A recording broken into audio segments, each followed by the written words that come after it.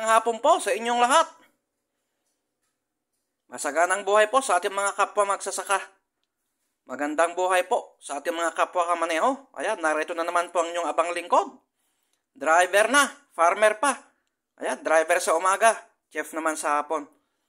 Ayan, ito nga yung gagawin natin ngayon, lulutuin natin. Yung baliktad na karne ng baka, ayan, hiniwa na natin ito ng maninipis. So, kadalasan kasi ang ginagawang imbaliktad lang yung karne ng baboy. So, naisipan natin gumawa ng imbaliktad na karne ng baka. So, nilagyan na natin ito ng paminta. Ayan, durog na paminta. Ayan. Dinikdik na bawang. Lagyan natin ng sibuyas. At syempre, yung sukang puti. Ayan. Sukang puti. Masarap kasi pag sukang puti ang nilalagay.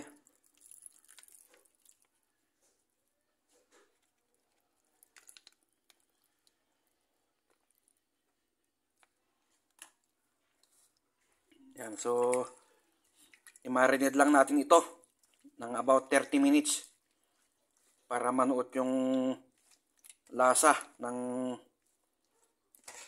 bawang, sibuyas, at saka nung dato puti, vinegar. Ayan.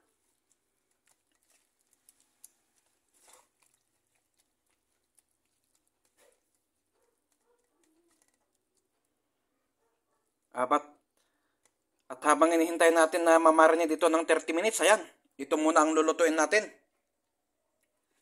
Yung kalahati niyan, yan lalagyan natin ng sabaw. Tama-tama sa malamig na panahon. Ayan. Abangan nyo guys, abangan nyo.